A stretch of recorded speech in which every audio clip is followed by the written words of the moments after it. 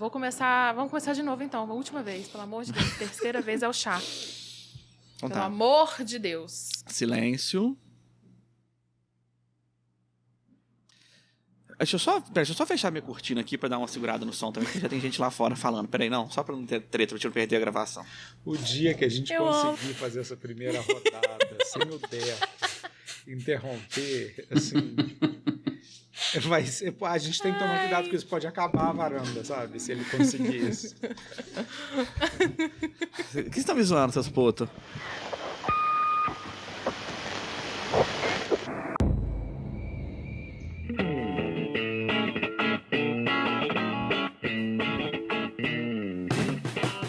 Meu nome é Deco Porteira e eu gosto de poderes cientificamente explicáveis. Meu nome é Guilherme e eu gosto do Jim Lee e do Graham Morrison. Meu nome é Laís e eu gosto de leitura de mentes e não gosto que toquem no meu cabelo. Meu nome é Ulisses e eu gosto de homens que usam colã marcando todas as formas do seu corpo. A gente tá aqui. O que aconteceu com a Emma Frost? Falou 3 vezes. É 3 vezes que eu tô gravando, eu já perdi a vontade de falar da Emma Frost, da Jean Grey, do professor Xavier, então... Entendi, então tá.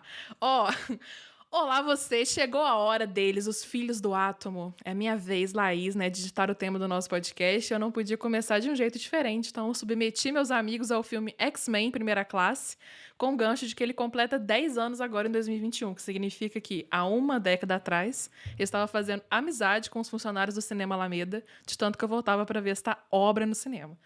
Mas eu sei que, claro, o filme não é perfeito, então estamos aqui para conversar sobre motivos para ver ou rever este filme, ou não, né? Além de comentar sobre essa franquia que, mesmo aos trancos e barrancos, né, entre a guerra cinematográfica pelos direitos dos personagens da Marvel, é icônica. Então, como se trata de um filme, também saiu há 10 anos, como eu acabei de falar, bom ressaltar que vai ter spoilers desse episódio inteiro. Então, se você não viu o filme, se você não tiver interesse de ver e quer ouvir a gente falando de spoiler também, fique à vontade. Esteja avisade que terão spoilers aqui no programa. Vamos começar da nossa forma clássica aqui no Complexo, que é o nosso podcast, que cada um vai falar uma nota sobre o filme, né? A nota que cada um dá pro filme. E depois da nossa discussão ao longo do episódio, ao final dele, a gente vai revisitar as notas e ver se aumenta ou diminui. Se mantém, aumenta, diminui. Vamos ver se a nossa discussão vai ser de qualidade. Então, na ordem alfabética aí, Deco, por favor, sua nota pro filme. Então, eu tenho um problema com toda a franquia cinematográfica do X-Men. E a minha nota será baseada no conjunto, que eu acho que os problemas que existem no First Class existem em todos os filmes do X-Men. E como eu disse nas últimas 7 vezes que tentamos gravar esse podcast, eu aumentei um pouco a minha nota por questões de amor a Laís. Então a minha nota, X-Menzers, mas a nota será 6.5. Gente, e ele tá sendo fofo, porque originalmente a nota dele é 6, mas ele deu um meio décimo aí de amor à amiga sócia dele. Eu já agradeço. Mas eu vou colocar 6, tá? Só pela sinceridade, eu agradeço. Ela cagou pra sua amizade, né, Deco? Você falou, vou dar mais meio ponto em homenagem a Laís. Ela falou, não quero esse meio ponto, não. É 6. É porque eu sou uma mulher fria, eu sou uma mulher fria, entendeu? Ô, Ulisses, mas uma amizade que vale meio ponto também, vamos falar a verdade? É verdade, pode jogar fora. Pode. 6, o Deco deu 6 então, Gui. A minha nota, feita em comparação com todos os filmes de super-herói que eu já vi, e aí eu percebi, numa amostragem rápida, que Primeira Classe, na minha opinião, é o 5º melhor filme de super-herói. Nossa, eu quero saber essa lista toda depois, se possível. Eu também, Gui, fiquei muito curioso. E não é, na minha opinião, não é o melhor filme do X-Men. E ele ainda tá 5º da lista. Para. Primeiramente, qual é o melhor filme do X-Men? Porque assim... Nossa, agora o Deco me fez perceber que o Primeira Classe é o 3º melhor filme do X-Men. Porque você lembrou do Logan. Eu lembrei do Logan, é isso mesmo. Logan é bom demais, Logan é bom. Eu não tava contando o Logan como um filme do X-Men. Então é o 6º filme atualmente, então, de Não, super-herói. Primeira Classe, na minha opinião, é o 5º melhor filme de super-herói. E aí, na comparação, eu dou uma nota 8 para o Primeira Classe. Ao final do episódio, fique aí, você que está escutando a gente, no final do episódio eu vou fazer o Gui falar essa lista dele aí, pelo menos os 5 primeiros. E a minha nota, eu precisei, como mulher fria que sou, vocês sabem disso, né? Pessoa fria e calculista, eu pensei, será que eu contabilizo o meu amor, né? O meu viés aqui por este filme? Eu gosto muito do filme, ele tem seus defeitos, eu, enfim, estou ciente de vários. Mas, como não podia deixar de ser, pela minha memória afetiva, porque eu sou uma cadelinha desse filme, então, por isso, pesou e eu vou dar uma nota 9, tá bom? Já imaginando que eu devo abaixá-la aí ao final do episódio. Então, tudo bem. Esperava mais. Esperava mais. Esperava um 13. Um 17. Caralho! Então, esse filme, eu acho que eu já vi ele algumas vezes também.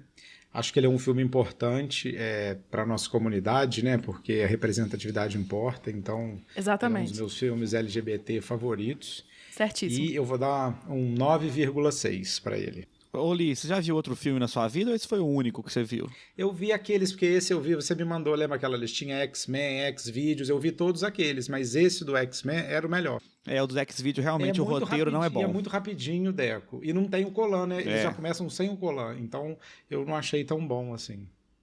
O Colan é uma parte importante. Eu também acho. Eu quero começar, gatinhos, antes de entrar em coisas mais específicas, pra perguntar pra vocês se vale a pena ver ou rever este filme. O que vocês acham aí, atualmente? Eu revi, né? Pra gente gravar o podcast, foi um grande sacrifício que eu fiz. Na verdade, foi um pouco, porque eu fiz, na época que eu fiz meu TCC, que foi em 2014, eu fiz sobre esse filme. O filme é um dos objetos que eu analisei no meu TCC. Então, eu revi, eu decorei o filme. Eu sei o filme de cor, é uma coisa, ao mesmo tempo, legal e deprimente. Então, eu rever é uma tarefa pra mim, porque eu também fico, nossa, eu já vi tanto essa merda, fiquei sobrecarregada. Mas depois de aí, alguns anos, né, desde 2014, meu Deus, agora eu tô um pouco chocada com a passagem do tempo, mas eu adoro revisitar o filme, eu sempre me divirto. Embora eu também, com o tempo, também veja outras coisas, mas eu me divirto, no geral. O que vocês acham? Vocês gostaram de ver, rever? Eu acho um filme muito bom pra ser revisto. Eu acho que ele não é um filme ruim, ele é um filme bom. Assim, minha nota 6 é por outros problemas. Mas eu acho que tem umas coisas no filme, assim, logo no começo, é meio American Pie. Tem umas coisas, tipo assim, a detetive lá do FBI... do nada, tira a roupa, ela tá com uma lingerie, porque as pessoas usam. Gente, cadê a lingerie bege? Sabe? É meio American Pie. Você acha que você vai entrar no FBI e vai transar com todo mundo, que tá todo mundo com... Qual é o nome dessa meia, gente? Eu nem sei essa meia que vai até liga? Será? Não sei também. Não sei. E tipo assim, eu falei, cara, que tadinha, por que ela se prestou a isso, sabe? Uma atriz boa, tá.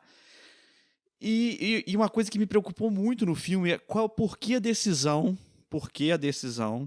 da Mística ficar pelada o filme todo. Filme todo não, né? Tipo assim, convencer ela de ficar pelada. Tipo assim, o Fera não... Ninguém falou, Fera, fica pelado, cara, você é peludo. Esse é um ótimo contraste, Deco, porque o Fera, mesmo quando ele tá transformado, né? Na verdade, quando ele é verdadeiro, né?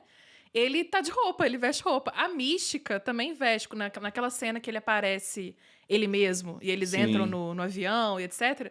A Mística também tá de uniforme, mas... Tem essa coisa, essa sexualização da Mística. Não só nesse filme, né? Vários outros, mas tem essa... Não, e eu acho que... não sei se eu ouvi uma entrevista dela falando que, tipo assim, que ela... Assim, eu gravei um filme com tapa-sexo. Ela apareceu aquela cena em frente o professor Xavier, eu fiquei extremamente constrangido. Mas a Jennifer Lawrence, tipo assim, nesse filme, não era ainda a Jennifer Lawrence vencedora do Oscar, né? Ela tinha feito um filme chamado Inverno da Alma, que era um drama independente... E aí, logo depois, já foi para X-Men. Tanto que, se eu não me engano, nos outros filmes, o contrato dela já tinha maiores restrições. Ela não ficou tanto tempo como Mística nos filmes posteriores. Não, e ela pediu, ela falou também que o processo da pintura corporal era muito, né, assim, tenso, durava muito e era ruim, né, ruim.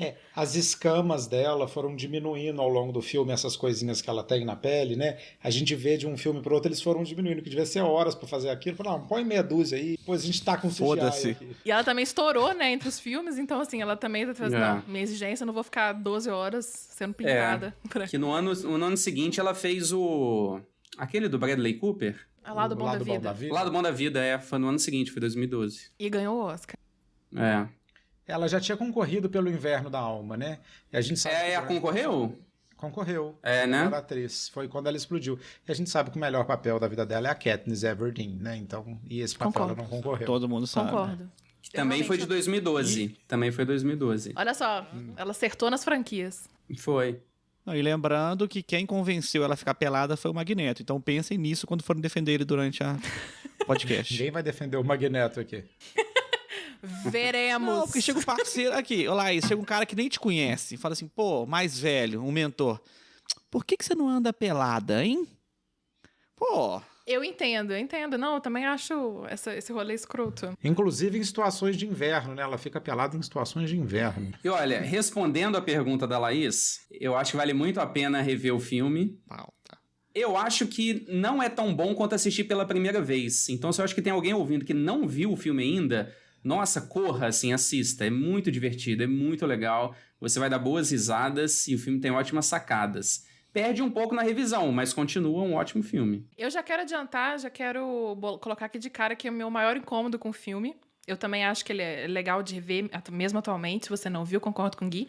E o meu maior incômodo, além dessa questão da mística, que eu confesso que não foi um choque tão grande pra mim na época, porque ela já era muito sexualizada nos filmes. Nos quadrinhos eu nem vou entrar no mérito, né, porque a gente também sabe, mas... Nos filmes mesmo ela era, mas era uma mulher mais velha, teve toda uma questão na época, eu lembro também com a idade da Jennifer Lawrence, enfim.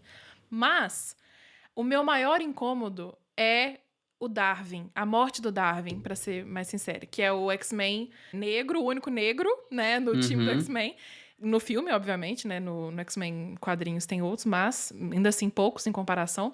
E a morte dele me irrita profundamente. A morte já me incomodava lá nas primeiras vezes, em 2011, mas só piora pra mim. Ainda mais quando a gente traça os paralelos, que aí eu quero falar com vocês mais a fundo daqui a pouco. Mas, antes da gente se aprofundar, eu já quero deixar claro que essa, pra mim, é a maior pedra no sapato do filme. A gente vai voltar a essa morte dele? Vamos. Que o que me incomoda mais não é a morte em si, mas uma cena que acontece antes da morte. Não, nós vamos voltar então. Tá, beleza. E é só adiantando, beleza. É bom que a gente pontua isso, que a gente já sabe que a gente tem o que falar também, né, daqui a pouco. Oi, Deco. Não, eu ia comentar também a morte dele, mas Ulisses, eu acho que tem uma coisa importante a dizer agora. Não tenho, não. Ou não, Ulisses, o filme tem que ser visto ou não, a desgraça? Claro que tem. Por que você não veria um dos melhores filmes já feitos pela indústria cinematográfica? Eu concordo. Gente, eu fico muito feliz com esse filme. Na época, eu tava meio apreensiva com o filme do X-Men, porque foi um reboot, né? A gente teve os 3 primeiros filmes do X-Men e teve os do Wolverine também, o solo do Wolverine, mas antes do Logan, claro. Mas o terceiro X-Men da primeira trilogia de X-Men cinematográfica, embora não tenha sido super aclamado, uma bosta. Embora tenha terminado numa nota, né? Terminou numa nota tensa, essa primeira trilogia. Mas foi uma trilogia muito significativa, muito simbólica, inclusive para estabelecer essa grande febre de filmes de super-herói no cinema. Se não me engano, o filme do Blade, foi o primeiro filme de super-herói que inaugurou essa era aí que estamos aí até hoje, nos filmes dos Vingadores e etc. Mas X-Men, assim, foi um fenômeno. Foi um fenômeno. Os 2 primeiros filmes, eles são... enfim, também bato na tecla de que eles são ótimos filmes. Os 2 primeiros filmes de X-Men. Vejo até hoje, sem problemas. Adoro, me divirto. Então, eu tava apreensiva com a Primeira Classe. Tava assim, ai meu Deus, eles vão dar um reboot. Eles vão mostrar o Magneto e o Xavier novos. Meu Deus, vamos ver. Porque, lembrando que quem faz o Magneto e o Xavier são o Patrick Stewart e o... Ai, meu Deus. Ian McKellen. E o Ian McKellen, 2 icônicos. 2 pessoas icônicas. Então, eram personagens muito fortes, que pra mim centralizam a franquia. Tudo bem que personagens como Wolverine também tem destaque, a Fênix Negra, a Jean Grey também teve mais destaque depois também, posteriormente, mas eu acho que a franquia é muito do Xavier e do Magneto. Então, eu tava assim, caraca... Ousado, mas eu tava feliz com a perspectiva de vamos ver como tudo começou. Foi meio que uma origens do Xavier, do Magneto. Então, eu fiquei receosa, porém empolgada. E cumpriu muitas minhas expectativas. Eu gostei muito na época. Eu fiquei viciada, fissurada. De fato, fiz amizade lá com o pessoal da que eu ia toda vez. Naquela época não era tão caro o ingresso. Eu ia de tarde, depois da aula. Eu tava na época de ensino médio também, puta merda. Momentos sombrios, então eu agarrava qualquer coisa. A gente tá em momentos sombrios novamente, então se você tá procurando uma coisa legal pra assistir, eu recomendo sempre Primeira Classe. E é curioso ter comentado dos atores da primeira trilogia, porque o X-Men acertou muito na escalação, né? Assim, o Hugh Jackman como Wolverine, entendeu? É aquela coisa assim, quem escalou os atores fala assim, nossa, estava abençoado ali no dia. E aí quando a gente pega esse reboot, tem os 3 atores principais, a Jennifer Lawrence, o McAvoy e o Fassbender, que são excelentes atores. Ficou aquela dúvida se eles conseguiriam encaixar no papel, eu acho que encaixaram bem. Agora, uma coisa de escalação que no início eu achei bizarra, mas que eu acho que funcionou no filme, foram os vilões, assim, Kevin Bacon e a January Jones como vilões do filme, no trailer eu falei assim, gente, mas que bagunça que vai ser isso daí. Mas acho que funcionou. Até a escalação aí dos vilões deram certo. É verdade, eles foram muito felizes. E eles têm uma química sinistra, né? O elenco todo. Principalmente o maior casal da história. Os maiores, desde Romeu e Julieta. Eu até deixei anotado aqui no roteiro. Que são Xavier e Magneto. Um belo casal.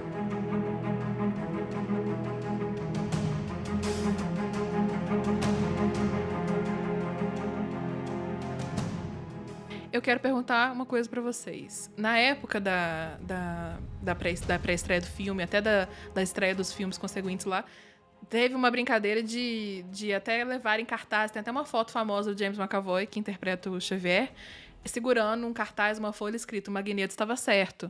Então tem uma grande parcela dos fãs que fala, pô, tá errado? Principalmente naquela cena icônica na praia cubana, que, enfim, o pessoal fica, pô, e tá errado o Magneto? Ele tem um ponto? Não tem um ponto? É certo dizer que o Magneto estava certo? Eu quero saber de vocês acham que o Magneto estava certo? Não. Ninguém concorda claro com o Magneto? Não. Aqui só tem bom moço na varanda, Laís. Primeiro, 2 pontos. Primeiro, Magneto estava certo, remete automaticamente... Não, como é que é? Magneto tem razão, não era isso? O cartaz?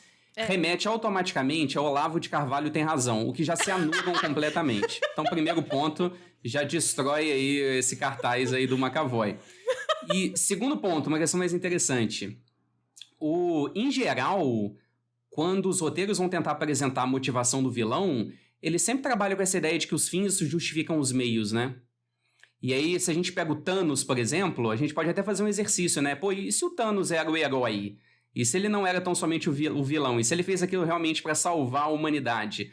Mas aí é como o Liz falou, aqui só tem bom moço. Aqui os fins não justificam os meios. Então, por mais que você queira fazer alguma coisa boa, os fins não vão justificar os meios. Então, infelizmente, o Magneto não tem razão, ele tá errado. O que a gente espera é a redenção do Magneto quando ele perceber que os fins não justificam os meios. E teremos isso, né, no filme do... Qual que é o último filme? Dias do Verão Passado?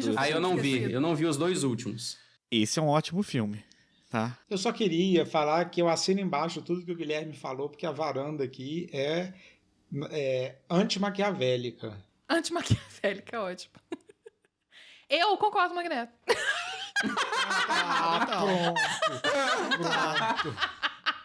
Pronto. No meu lugar de fala, como não mutante. Eu vou fazer uma defesa de Laís Cerqueira, essa pessoa maravilhosa. Obrigada. Mas que está vivendo no Brasil em 2021, cercada do mau-caratismo bolsonarista por todos os lados. É verdade. Se o Thanos tivesse o poder de só fazer virar poeira os fascistas, quem diria que não? Né? Então, assim, a gente tem que dar esse crédito que a Laís está em 2021 no Brasil. Isso não é fácil. A gente não. Eu acho que tudo é uma questão de contexto, certo? Estamos Ih, pronto. Estamos aqui... Alguém preparou um discurso, gente. Vamos lá. Não, é isso, ponto final. Não vou nem discutir. Não, o que eu tô falando é que eu, de fato, eu consigo ver os pontos do Magneto. A gente tem que explicar pro ouvinte que não tem o mínimo interesse de ver esse filme o que é o Magneto está certo ou não. E eu acho que é bom introduzir agora uma coisa que eu deixei no roteiro um pouco mais pra frente, mas que vale a pena adiantar, porque tem a ver com isso, que é o seguinte: não é novidade, né, pra ninguém, pra nenhum de nós, que quadrinhos refletem a própria história nas suas páginas, e o X-Men ele surgiu nos anos 60. O Stan Lee falou na época que foi inspirado pelos movimentos pelos direitos civis nos Estados Unidos. Então, inclusive, existe esse paralelo do Martin Luther King com o Xavier e o Malcolm X e os Panteras Negras com o Magneto. Então, como, né, a gente avalia essa forma que isso é traduzido para os filmes? Isso ainda é perceptível? Eu acho que é super perceptível, mesmo que a gente não entenda que, por exemplo, até a questão dos fins justificam os meios, né? O Malcolm X tinha a frase que era by any means necessary, né? Por todos os meios necessários. E isso é muito. E tem muitas interseções de discurso entre esses líderes dos direitos civis e o Xavier e o Magneto. O que também já me deixa mais indignada ainda com a morte do Darwin. Ainda tem uma outra questão de representatividade, porque, querendo ou não, mesmo os mutantes sendo um grupo marginalizado na realidade dos X-Men, a maioria, sua grande maioria também branca nos quadrinhos desde então. Porém, eu simpatizo com o Magneto.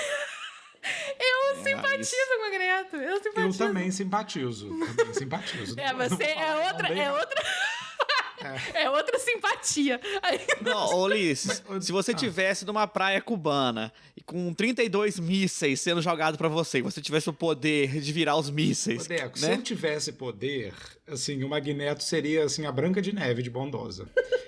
Eu fico pensando nisso, assim, de que a coisa do Magneto também, né, a coisa de alguém que está sendo subjugado por ser alguma coisa, eu sempre acho que as pessoas assim, nossa, gente, elas estão mandando muito bem, assim, elas estão muito fofas, rebelaram só um pouquinho, porque é uma situação, assim, né, que eu acho sempre muito limítrofe. Essa frase que a Laís citou do Malcolm X, né, por qualquer que sejam os meios necessários, reflete também, tipo assim, caraca, assim, isso aqui não é para atacar, é para libertar, é para sair de um cativeiro. E eu fico pensando, se você está num cativeiro, eu acho que essa frase vale por qualquer meio necessário. Eu vou sair desse cativeiro por qualquer que seja o meio que eu tenho que utilizar, né? Como fez, né, a Dona Lourdes, né, em Amor de Mãe. Mas eu acho que no quadrinhos tem a comunidade lá, o asteroide, o continente que o Magneto cria pra... eu não lembro, não vou lembrar o nome porque quando eu li, acho que quando eu li Apocalipse. E ele fez isso, eles meio que se esconderam pra ter paz, assim. Eu entendo, Ulisses, mas o Magneto tampar os mísseis no pobre dos marinheiros lá era igual você gritar com a atendente do Santander, sabe? mas quando ele fala, eu já estive à mercê de homens só seguindo ordens, você não fala assim, putz, é verdade, ele tem um ponto. Mas vai lá e mata, então, tanto que ele matou o Kevin Bacon, né? Tipo assim, você vai matar o mensageiro? Pô. Não, o que é a questão também? O Ulisses citou essas coisas, eu me lembro sempre daquela frase também, de que eu já vi em diferentes movimentos, que eles têm sorte que a gente quer equidade, não vingança, né? E eu acho que talvez isso passe também... A gente consiga mais se posicionar contra a favor do Magneto sem essa questão, né? Levar em conta isso. Porque no filme é mais uma jornada pessoal dele também. Claro que ele tem a causa mutante, que ele assume principalmente no final, mas ele começa ali uma coisa pessoal. Ele tá numa missão de vingança com o homem que matou a mãe dele, com o homem que, enfim, foi um nazista, né? Literalmente. Uhum. Então ele tá numa... Tanto que a coisa do Xavier, ele quer, né, que ele é quase um terapeuta no Magneto, no sentido de assim, não, vamos lidar com a sua raiva, com a sua calma. Ô Laís, eu acho que isso que você falou também, eu acho muito precioso, e nesse filme eu acho que é muito demarcado isso também, que é como as relações pessoais interferem nas crenças coletivas e como as crenças coletivas interferem nas relações pessoais, né? Então, essa separação entre como os mutantes devem se relacionar com as pessoas que os perseguem, né, e que querem aproveitar também deles ou querem ser aliados, interferem na relação entre esses personagens e vice-versa, né, uma história de vingança do Magneto, né, uma história da pesquisa do Xavier, ou seja, os desejos deles interferem também.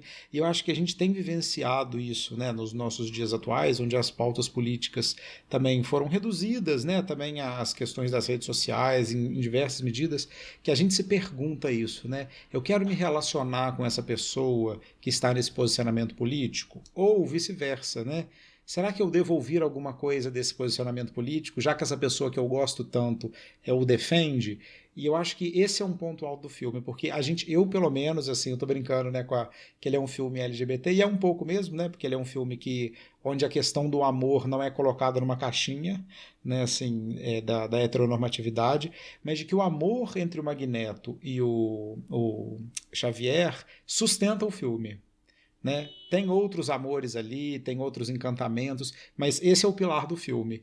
Né? Tem essas duas pessoas que criaram um vínculo muito forte, mas elas não concordam com relação a como elas vivem o mundo. Né? Então... o filme é para desenvolver essa relação, né? Começar essa relação. Porque na primeira trilogia, a gente percebe uma relação, não entende muito bem o que é, percebe-se talvez que eles tinham um contato maior, que por algum motivo esse contato se desfez, mas que o Primeira Classe ele tenta construir essa relação. Então, essa discussão social, que ela é muito importante ao X-Men, que a Laís pontuou aí pra gente discutir, ela é presente no Primeira Classe, mas não no primeiro plano, eu diria. Ela tá ali presente, porque faz parte da própria saga. Mas eu acho que o principal ponto ali que eles quiseram apresentar foi a relação Magneto e Xavier. Esse daí é o ponto principal. Uhum. A questão social, ela tá embrincada ali, mas não acho o ponto principal. Eu acho até que o X-Men 2 é o filme do X-Men que melhor trata essas questões. essa questão social. Tem uma cena maravilhosa do X-Men 2, do Noturno com a Mística, que eles estão pra entrar num avião, aí o Noturno vira pra Mística e fala assim, nossa, você consegue se transformar em qualquer pessoa. Por que você continua azul desse jeito, cheio de marca no corpo? Você não devia querer ser igual a todo mundo e não sofrer esse preconceito todo? Aí ela fala, o certo era não ter nem que preocupar com isso, né? É me aceitar da forma como eu sou. Uma cena maravilhosa, e o 2 trabalha muito com essas questões. O Primeira Classe nem é o foco principal, mas a relação Magneto-Xavier, ela garante coisa muito interessante.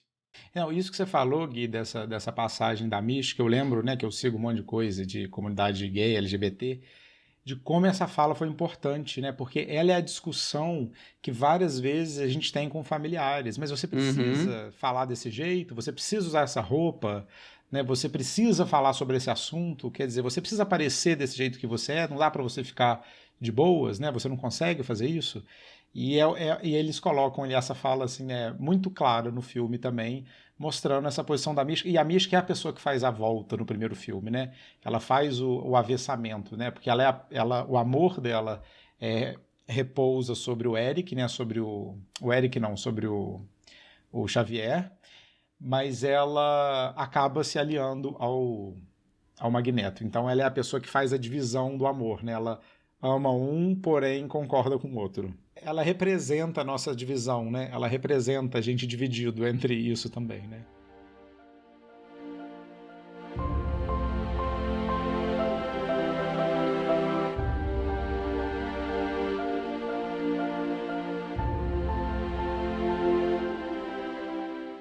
Eu quero sair um pouco do roteiro, coisa rápida, Guilherme, não precisa me olhar.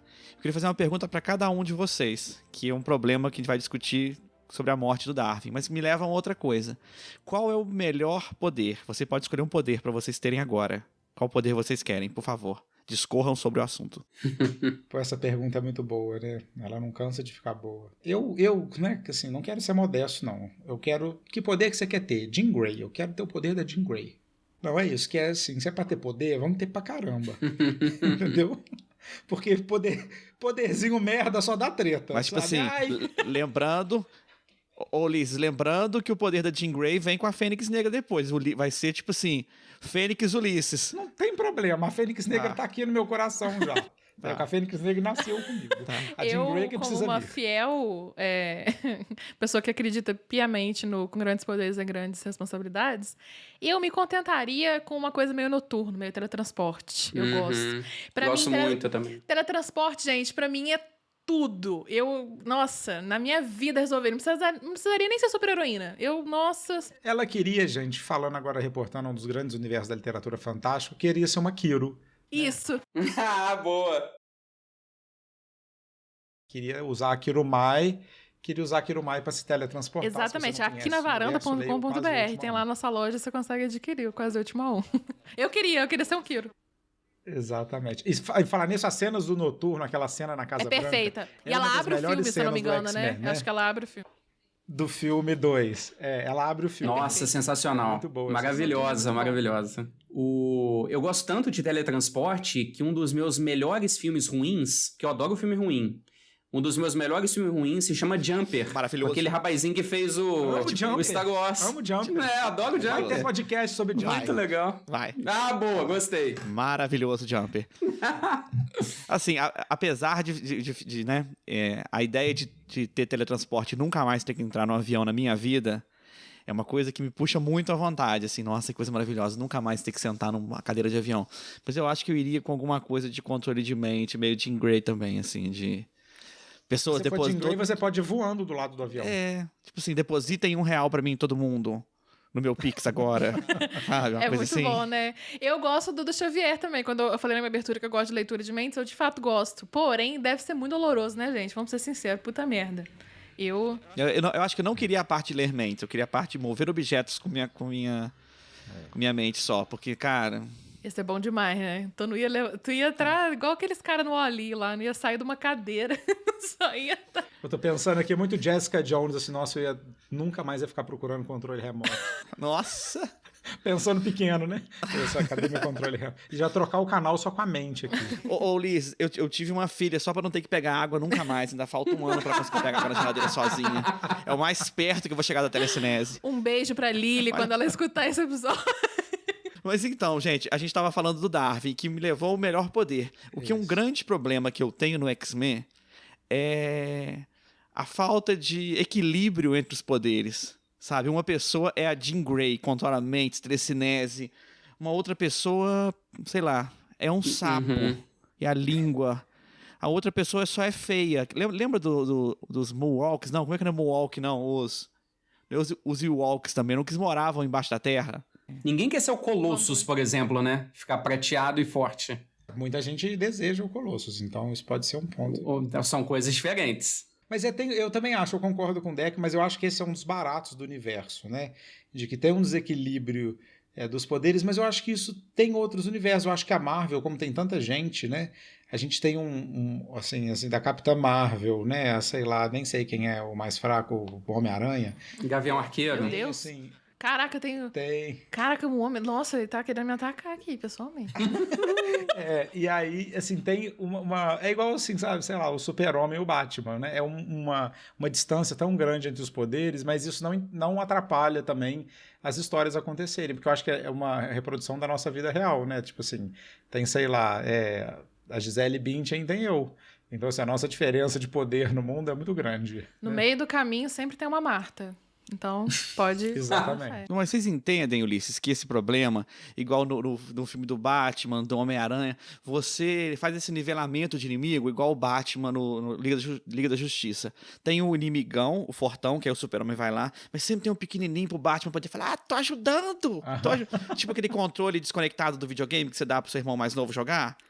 No X-Men... Teve aquela batalha lá da praia cubana que eu falei, cara, o que a Mística tá fazendo? Ela fica aqui na porta do avião esperando, porque, tipo assim, tudo bem que ela pode transformar em qualquer coisa, mas não tem utilidade. O poder do outro lá, eu calço 48, o poder do Fera antes dele virar azul. Não, sabe? Aí eu ficava assim, pô... O Deco, cara, ele perdeu uma metáfora ali nesse Eu Calço 48. Foi bonito de assistir agora, porque eu vou narrar pra você, pessoal. Aproveitar que eu tô com o microfone bom, e agora você ouve minha voz cristalina, eu vou narrar pra você como tá. O Ulisses tá rachando de rir. Ele tá assim... Ele não tá conseguindo. Você ouviu aí o barulhinho dele rindo. O Guilherme acabou de fechar o olhinho. Sabe quando você tá rindo muito, aí você fecha o olhinho assim? Ele acabou de fechar o olhinho de rir. E o Deco, ele tá tadinho. Ele tá olhando... Sem entender o que tá acontecendo. Sem entender. Não, gente, eu acho que a gente tá em 2021, é a hora de acabar com essas piadas de pau grande. É porque o Deco não reconhece esse poder, porque ele tem e todo mundo sabe a história, né? E tudo, mas só pra gente também não entrar nessas questões, né? Isso não é um poder, né? Ter né, Deco? Não é. Isso é uma mutação. É uma mutação. É um fardo, às vezes, que você carrega dentro dessa cueca, fardo. né, Deco? É um fardo. Jesus Cristo. Muitos dizem isso. Eu tô ponderando se eu vou cortar ou não essa parte aqui agora. Então... Obrigado. Mas aqui É nessa hora que a gente entende porque que a Laís concorda com o Magneto. nessas horas.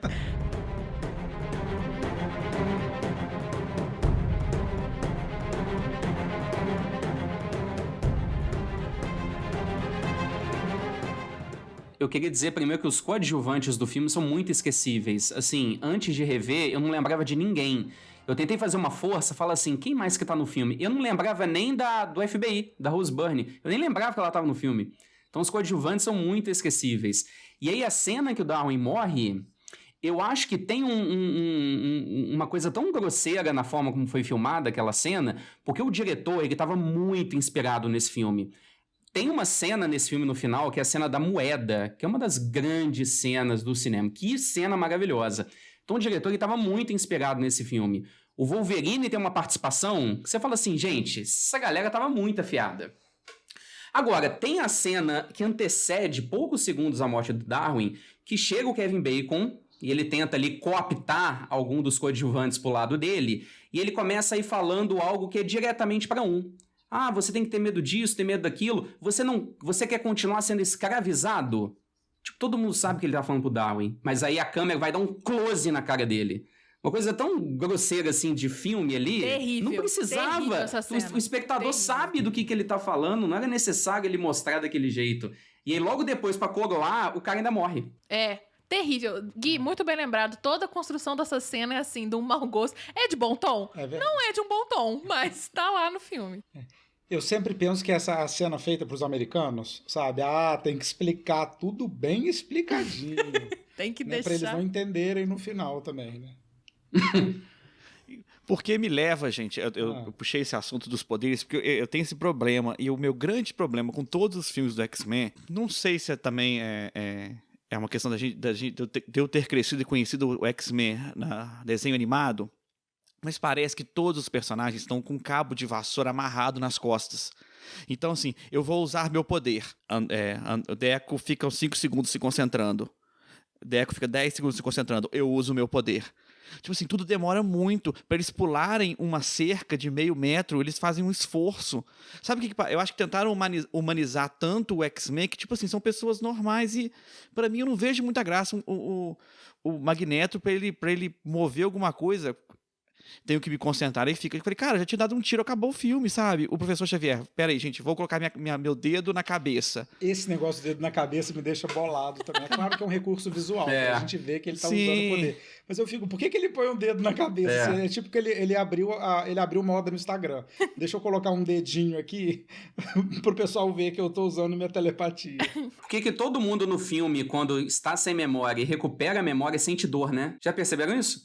Sempre que a pessoa lembra de alguma coisa, dói, né? Ela coloca a mão na cabeça e começa a lembrar e dói muito. Mas isso é uma metáfora muito bonita, né? Quando a gente diz quando lembra de alguma coisa, dói pra caralho.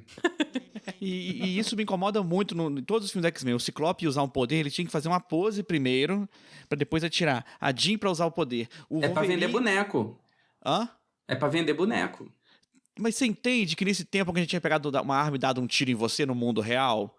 Assim, se você for um X-Men com poder, cara, você morreu. O menino vai dar um grito. A outra pra tirar a asa pra voar. Era meia hora a filha do Glenn Kravitz lá. Nossa, então o filme preferido do Deco se chama Indiana Jones e a Última Cruzada. Que tem a cena que o cara pega a espada e fica fazendo um monte de malabarismo. Ele vai, tira o revólver e mata o cara. É isso. E acabou a batalha. É isso, liberação das armas, Guilherme. É isso aí, cara. Entendeu? Ô, bicho, eu entendo Deco e concordo, pode ser irritante. Obrigado. Eu acho que isso vem muito também da própria franquia do X-Men no cinema. Não sei se... Aí eu tô tirando do cotovelo. Não sei se coincide com isso de que foi uma das primeiras grandes trilogias aí de super-herói, anos 2000 e etc, etc. E aí eles estavam buscando essa linguagem visual aí pra representar esse grupo de mutantes na telinha do cinema. Não sei. Mas eu entendo. Eu gosto, porque eu sou assim, eu sou cadelinha do X-Men. Então eu fico assim, olha lá, colocou o dedo. Agora ele tá muito concentrado e colocou os 2 dedos, 2 lados. Carai, fico feliz. O nível de poder, quantos dedos ele coloca. Exatamente. Agora, deixa eu falar do universo Frangolândia, que eu sou muito frango dos X-Men. Eu não li quadrinhos, nunca li quadrinhos do X-Men. Assim, li uma revistinha ou outra, mas porque alguém tava lendo, enfim. Mas nunca fui do quadrinho. Vi o desenho quando criança, que era muito popular, o desenho do X-Men, né, e tudo. E eu vi os filmes lá, comecei a ver quando eles foram lançados, fui ver no cinema. E eu vou fazer uma revelação muito bombástica aqui, que não é nada bombástico, ninguém se interessa, mas eu gosto de todos os filmes do X-Men, de todos que já foram lançados, de todos os personagens. Eu gosto dos 2 3, do 3 da primeira trilogia e do 3 da segunda trilogia. E eu gosto de todos os castings também. Eu gosto de todos os atores, acho todas as escolhas boas, enfim. E então eu acho que tem um elemento também do X-Men que me pega para além também dessas coisas. Por exemplo, várias vezes eu rio muito vendo os filmes do X-Men, porque tem muitas inconsistências, porque às vezes casar os poderes, assim, gente, mas espera aí, se a pessoa não mexe com fogo, por que ela não fez isso? Por que ela não fechou aquela porta? Por que não sei quem não fez isso? Então é muito difícil, acho, fazer um roteiro também que não tem esses buracos, né? Porque tem que lidar com muitos poderes, muitos personagens, mas eu fico pensando agora de como eu sou, assim, também frango do X-Men nesse sentido, de assim, eu acho tudo legal. Então, por exemplo, eu tô pensando essa nota 9,6, eu falei, claro, gente, acho que eu não quero dar nada abaixo de 9 pro X-Men, porque eu sempre fico motivado para ver o filme. Eu sempre gosto desse universo onde, assim, tudo é possível, né? As pessoas vão fazer cagada, porque além de mutantes, elas são seres humanos mutantes, então a cagada tá incluída ali, porque elas são seres humanos, elas não vão ter uma melhor decisão. Nunca. E eu gosto muito também desse negócio que o Deco até citou, mas essa questão, eles são gente como a gente. Eu gosto disso, gente. Olha só, eu fico feliz. Eu fico contente. Eu quero ver. Eu vou me relacionar com o Batman por quê? Nem fudendo. Talvez por causa do lápis de olho. Mas de resto, caguei. Então, assim, claro que eu tenho um pouco de preguiça também dessa linha de eu só gosto de uma coisa se eu me vejo espelhado ou representado os meus valores nela, entende? Não é nem questão de representatividade, questão de, essa pessoa ela é leal. Eu sou leal também. Então, eu gosto desse personagem, vou defendê-lo com todas as minhas forças, vou chamar de problemático se ele fizer algum erro e vou cancelar agora esse... Eu fico assim, calma. Mas eu gosto de um bom e velho super-herói acessível. Uma cena, uma frase muito legal do o Soldado Invernal e o menino lá. O Falcão. Como é que é o nome? O Falcão e o Soldado Invernal. Outro chip, outro casal. Muito bom, muito bom. Tamo junto.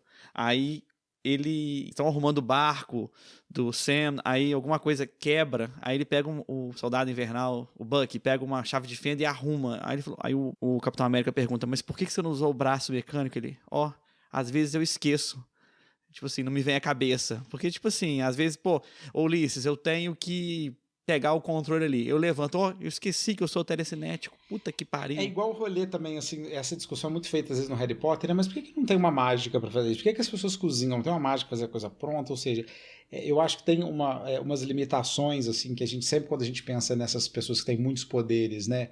Às vezes esbarram, porque também usar o poder é uma decisão. E ali, inclusive, inclui, eu acho que, por exemplo, cansar. Né? Por exemplo, eu sempre penso isso igual o Super-Homem. Nossa, vou voar. Assim, será que ele cansa de voar igual ele cansaria de nadar ou de correr? Porque não é porque aquilo é um poder que aquilo não exige de você. Né? Então eu acho que também, às vezes a gente falha em ver esse escalonamento de que é um poder, mas talvez ele exija da pessoa. Né? Por exemplo, nossa, ele mandou aqui 25 Hadouken. Agora no 26º ele tá cansado de mandar Hadouken. Ele já não tem tanto Hadouken para mandar, né? Um beijo, Rio. Ô, Ulisses, mas você não acha que tem aquela coisa do como é que fala? Do esquema de magia do mundo mal explicado? Que eu acho que tem essa coisa do Harry Potter, tudo pode ser feito, mas nada pode ser feito. O X-Men, isso me incomoda um pouco também, porque às vezes o poder não é muito... Tá, mas se você consegue localizar o Magneto usando sua mente, por que você não consegue localizar a Emma Frost, que você já conversou com ela Eu concordo. Qual que é o limite? Porque ela isso te cansa? cristaliza, que ela começa a explicar. Não, tá, mas e se ela não tá cristalizada? Porque ele tenta localizar o menino, ele tá travado no capacete. E ela tá do lado dele no navio. Sem estar cristalizada. Eu concordo com isso, porque eu fico curioso. Eu falo assim, gente, mas será que não dava para essa pessoa, sei lá, ela pula muito alto, será que não dava para ela pular dessa altura? Não, mas será que se ela viajar com essa outra não perde a respiração, não sei aonde, na altura que ela tá, sei lá. Mas eu fico pensando de que como isso também abre, pensando como escritor, né? Como isso abre possibilidades para um quadrinho, né? Porque a Marvel é isso, o sucesso da Marvel é ir incluindo personagens dos universos, né? Surge alguém, aparece alguém, descobre-se alguém, e eu acho que a gente sempre fica sem saber o que pode acontecer, né? Então eles usam essa coisa que também me parece uma coisa que né, difícil de articular, mas para usar isso pro roteiro. A qualquer momento pode aparecer um vilão que tem um poder maior do que... Né? Eu, durante muito tempo na minha vida, falei assim... ninguém pode ganhar do Xavier, né, gente? Não tem jeito de ganhar do Xavier, porque o Xavier é a pessoa mais poderosa. Porém, tem.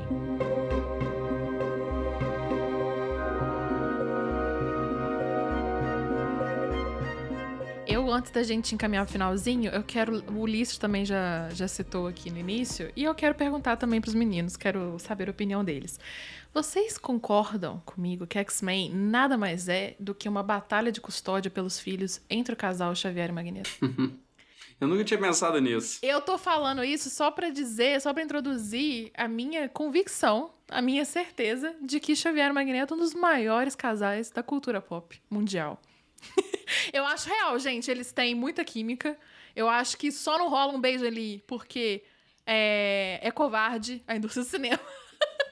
Mas Covardes. Tinha tudo. Eu amo eles. Uma coisa assim, para ser um casal, né, não precisa transar, né? Você perguntar para vários casados aí, fala assim, transar de vez em quando já é um casal, né? Então... Amo, vou botar a vinheta da Praça Nossa nesse momento no programa. Mesmo.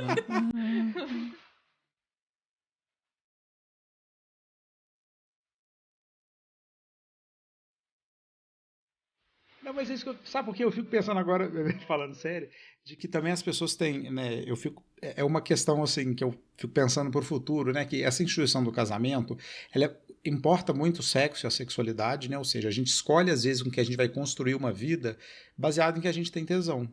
E eu acho que essa é uma coisa que está com um pouquinho com os dias contados. Eu acho que as pessoas vão começar a casar com os amigos.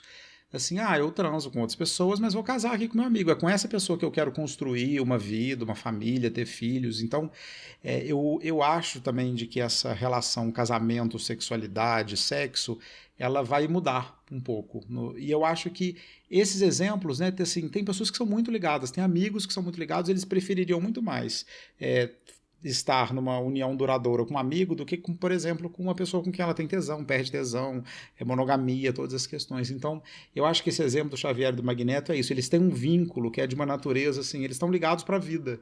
E não é uma ligação, assim, da infância, tudo, é uma coisa que acontece entre esses dois seres humanos, eles se encontram e a vida deles se liga de uma maneira que tudo que um faz importa para o outro. Né? Inclusive os filhos, né? Eu amei que introduzir, você já levou uma questão aí filosófica muito maior do que eu tava pensando. Mas eu entendo o que você quer dizer, mas quero frisar que eu também acho que tem tensão sexual ali. É bastante. Gente, aquela cena que o Fassbender corre lá de moletom, já é bem gatinho, né? Lá e tudo. E aí tem assim... deixa eu gerar essa antena parabólica que olha aqui, sente a minha força, sente aí dentro de você, sente aí dentro, e ele virando o negócio, e vira o negócio, e fala, caralho, se isso não é X-Men / Xvideos, eu não sei o que é, sabe? Tem várias partes, até a própria cena eu brinco, eu e meus amigos, porque, enfim, que aquela cena na praia é uma cena de divórcio, aquela conversa que ele tem entre eles, eu fico assim, gente, aquilo ali, ó, foi um término ali que aconteceu. Uma tentativa né? Porque a gente sabe que não adianta nada. Mas eu fico assim... poucas vezes eu vejo personagens com tanta química. Já tinha química o Patrick e o Ian McKellen, mas foi uma escolha acertadíssima o McAvoy e o Fassbender tambem. Eles têm muita química. Não só pra essa questão de casal, que eu falo brincando, mas tô falando sério. Mas não só essa questão, mas no geral. Eles atuam muito bem juntos, eles têm uma sintonia muito legal. Ô, Laís, eu vou responder a sua pergunta. Eu não sei se eu concordo com a sua afirmação, porque eu não sinto uma ligação muito amorosa com o Magneto, com os subordinados dele.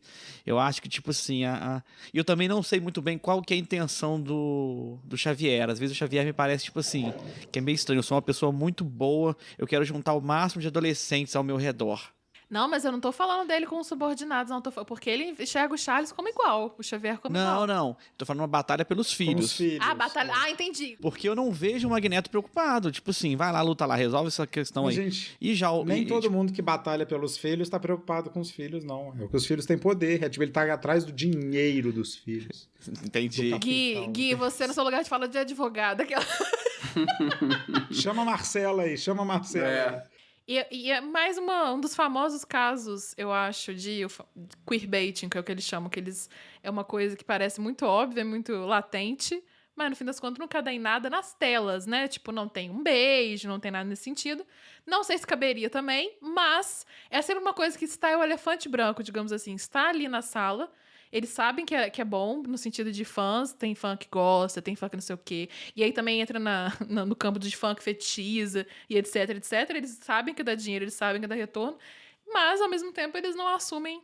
E aí eu não vou nem entrar nesse assunto, que eu vou me lembrar outra coisa que dói muito no meu coração. Oscar Isaac e John Boyega. Exatamente. Eu tava vendo o coração da Laís, às vezes ele bate mais alto, dá pra gente ver pelo vídeo, tá escrito Oscar Isaac em cima do coração dela. E eu tava vendo o escritinho aparecer ali, eu pronunciei. Isso aqui, ó, é uma Frost, é a gente ligado, sentindo o que a Laís ia falar. Eu dou crédito ao U, mas, pra ser sincero, se você quer saber o que eu tô pensando, se você chutar o Oscar Isaac, em 80% dos casos você estará correto. Então, não é muito difícil.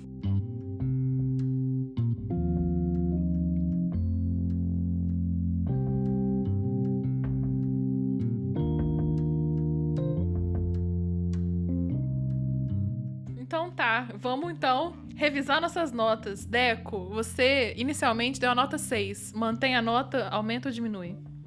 Eu aumento. Que coisa linda.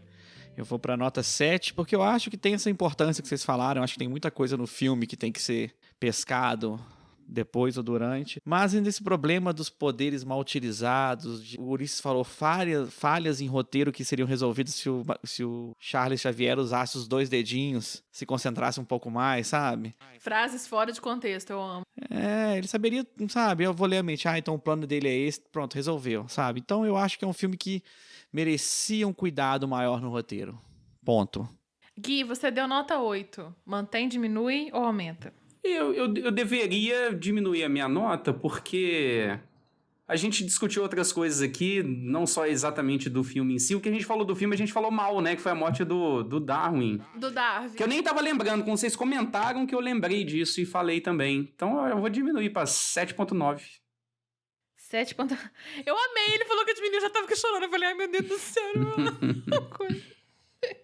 Gui, mas você falou da cena do Darwin, eu acho que meu cérebro toda vez suprime o quão horrorosa é essa cena no sentido de bom gosto, mau gosto, você foi muito certeiro. Eu dei nota 9, eu vou colocar 9.2. Ficou com inveja de mim, que dei 9.6, ela tá com medo dos X-Men gostarem mais de mim do que dela. Ô, gente! Ela sabe que a Jean Grey tá ouvindo tudo isso. Com certeza. Ô, gente, eu falo... No cérebro agora. Toda vez que eu falo desse filme, eu fico muito à vontade de ver esse filme de novo. Então, eu acho que isso é uma qualidade, né? Eu acho que isso, enfim, é um mérito do filme. Então, eu vou aumentar.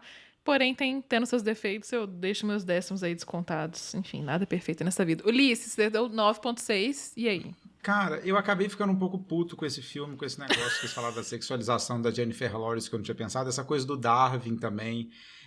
A falta de sexualização do corpo masculino. Cadê o fera pelado, com cheio de paetê, azul no peru? Cadê o Fassbender e o clickbait do caralho? Por que o Fassbender e o McAvoy não tá com um linguão na boca dentro um do outro lá e tudo? Então, assim, pra mim é 9.5 agora. Eu vou só comentar, Ulisses, antes de você finalizar a sua nota.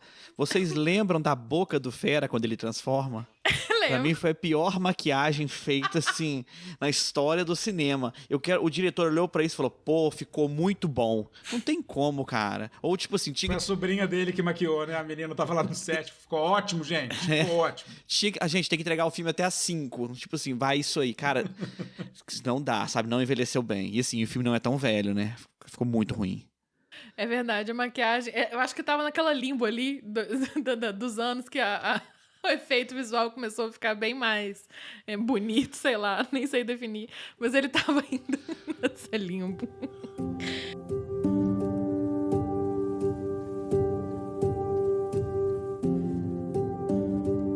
Gente, muito obrigada por nossa discussão. Eu vou, então, encerrar com as nossas recomendações. Eu vou começar falando da minha indicação. Eu não sei se eu já indiquei isso, mas se eu já indiquei, vocês me desculpem, mas vale muito. O Ulisses comentou sobre o The Boys, e é uma série ótima, mas essa série nova, essa animação nova da Amazon Prime, que é o Invincible, o Invencível, é maravilhosa.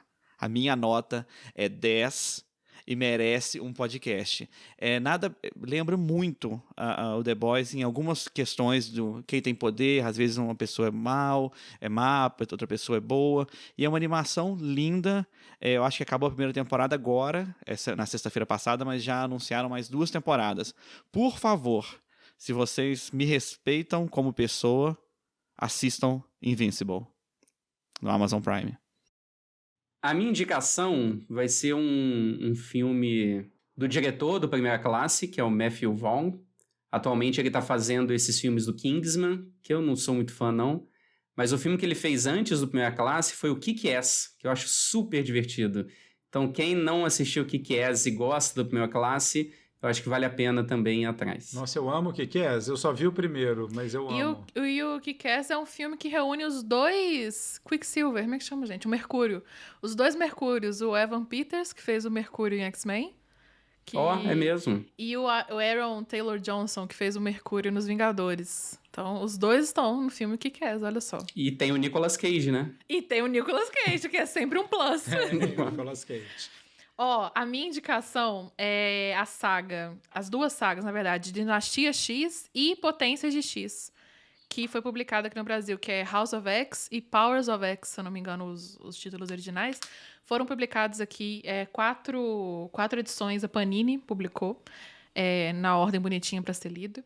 é de X-Men, né? Eu falei isso tudo, mas não falei que é de X-Men, mas é a saga mais recente de X-Men, que fala de Krakoa, esse mundo criado para mutantes pelo grande casal Xavier e Magneto. Não, mas falando sério. Na verdade, eu já tava falando sério. Eu gostei muito dessa saga. Foi uma saga que acabou de dar uma nova abertura para uma nova abordagem dos X-Men nos quadrinhos. Então, eu recomendo fortemente para qualquer um que goste tanto de quadrinhos quanto de X-Men. Se você nunca leu um quadrinho de X-Men, pode ler esse quadrinho. Você vai, assim, se situar em instantes e também eu aposto que vai gostar. Então, Panini publicou aqui no Brasil Dinastia X e Potências de X. Bom, com cada um fazendo o link, o Deco fez com o super-herói, o Guilherme com o diretor, a Laís com o próprio X-Men, eu vou fazer um link também sobre um assunto que apareceu muito no nosso podcast, que é o bromance, né? O bromance, ou a broderagem, né? E tem um dos filmes, é um filme, gente, para ver domingo de tarde, porque ele dura 4 horas, assim, mas filme que você faz pipoca, tem intervalo, né? E tudo. Mas ele é um dos clássicos do cinema, ele se chama Ben-Hur, né? O Ben-Hur, né? Como ele é em inglês. E ele é um dos filmes assim muito importantes, né, nessa trajetória, né, afetiva entre os homens na cultura do século XX. Né? O Ben-Hur tem um papel muito decisivo sobre isso que acontece entre dois homens e o vínculo entre dois homens. É claro, gente, que a questão da afetividade entre os homens está aí regendo a humanidade. Né? A humanidade, como é o sistema patriarcal, né? O afeto entre os homens, pais, filhos, amigos, tem muito valor político. Mas o Ben-Hur, né, é um filme clássico, é um filme muito legal de ver, porque as cenas de ação, das corridas, das bigas, até hoje, elas são impressionantes. O filme é da década de 50, eu diria 60, 59, eu acho que é 59, porque acho que é 59. E até hoje o filme é muito assim, de prender, sabe? Você fica muito ligado em como aquilo foi feito, nossa, como é que eles fizeram essas cenas, então, e vale muito a pena ver, porque o desenvolvimento entre esses dois personagens me lembra muito o Xavier e o Magneto. Eles têm até alguns paralelos, então eu acho que vale a pena. Eu acho que tem, em alguma medida, alguma inspiração no Ben-Hur da relação desenvolvida no First Class. Olha só, legal. Eu acho, quando eu penso assim, quando eu vejo First Class, eu acho que o diretor do First Class gosta um pouco do Ben-Hur, sabe? Entendi. Justo. Gatinhos, antes de eu agradecer e falar as redes da varanda aqui pra quem estiver escutando a gente ir lá seguir, né, nossas redes, se não estiver seguindo ainda, eu quero pedir pro Gui falar os top 5 filmes aí de super-heróis. Eu aguardei até o final. Hein? Ô, gente, desculpa, eu errei. O Primeira Classe, na verdade, é o 6º filme, não era o 5º. Então vai ficar essa correção só pro final do episódio. Errei. Vai ficar de easter egg pra quem escutou até aqui. O meu ranking é, em primeiro lugar, Ultimato. Segundo lugar, Cavaleiro das Trevas. Terceiro lugar, Logan. Quarto lugar, Guardiões da Galáxia. Quinto lugar, X-Men 2. Aí depois vem o Primeira Classe. Achei justo. Eu não vou nem discutir. Eu li esse. Muito equivocado com essa questão dos filmes. Muito. Né? Dá pena. Muito. Menino tão espertinho. Agora eu quero saber de vocês, não sinceramente agora, mas eu vou ficar querendo saber. Cadê Xuxa e os Duendes? Então, assim... pra mim, essa lista não tem credibilidade nenhuma. Cadê o Demolidor com Ben Affleck? Pois é, cadê? Como é que é aquele da Electra? Como é que é o da Electra? Com Evanescence. Gente, cada coisa que submetem a gente com esses filmes de super-heróis, a gente que é muito pangaré de ficar aí no ver mesmo, né? Lanterna Verde. Nossa. Tudo. Nossas redes sociais são @... Deixa eu falar uma coisa antes. É Morlocks, tá? O nome dos X-Men, mutantes estranhos que ninguém ama. Morlocks, acabei de lembrar. 2 easter eggs, então, pra quem ouviu o programa até agora. Nossas redes sociais são @aqui na varanda, no Instagram, no Twitter, no Facebook. Onde você quiser encontrar a gente, é esse nome. O nosso podcast chama Complexo, né? Você não deve se enganar pelo nome dele, mas ele é feito por nós, da varanda. Então, se você quiser seguir... Não, pode falar, por favor. E um dado importante aqui nesse final... A gente telepaticamente, durante aqui a nossa conversa, começamos a transmitir na sessão da tarde First Class. Então, se você conseguir voltar no dia 5 de maio, né, como os X-Men às vezes conseguem voltar no tempo, explicado em Dias de um Futuro Esquecido, você vai ver que a gente tem esse poder de editar o que a Globo passa nos seus canais. Quem sabe, Pode né? Cortar isso. Pode cortar isso, tá lá.